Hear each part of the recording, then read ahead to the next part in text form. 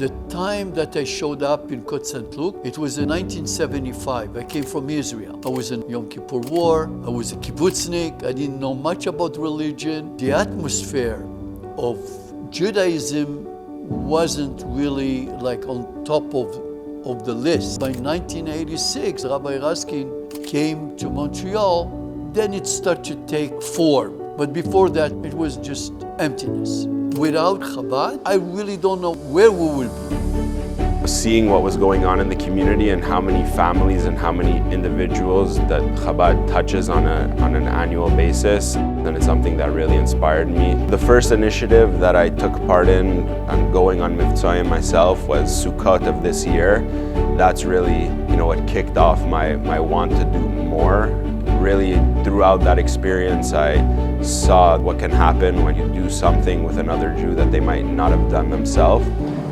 They go and they look for you. They want you to come. They'll take you out from the bed just to come to shul. If you want a guidance on how to live your life in a good way, with bringing up your kids in a great way, how about Kot St. Luke, obviously.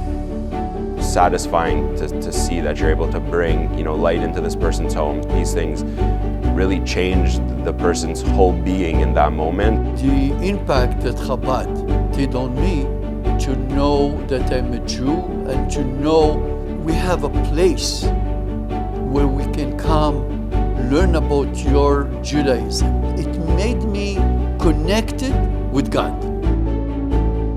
We knocked on somebody's door to shake the lulav and etrog with them, and it ended up being that it was an Israeli guy who was here in Montreal living by himself, and told us that he wanted to eat in a sukkah that night. And so I was with Leibel Raskin, and Leibel actually invited him to come to his father's sukkah that night. And so this is something that would have never really taken place had we not knocked on his door.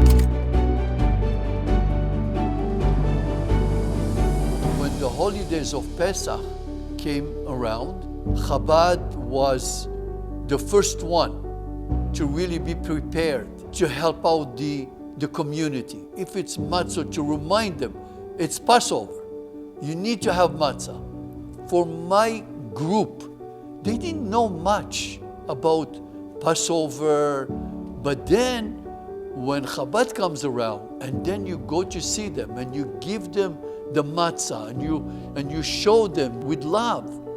You show them this is the holiday, this is our holiday, and that's the impact it did.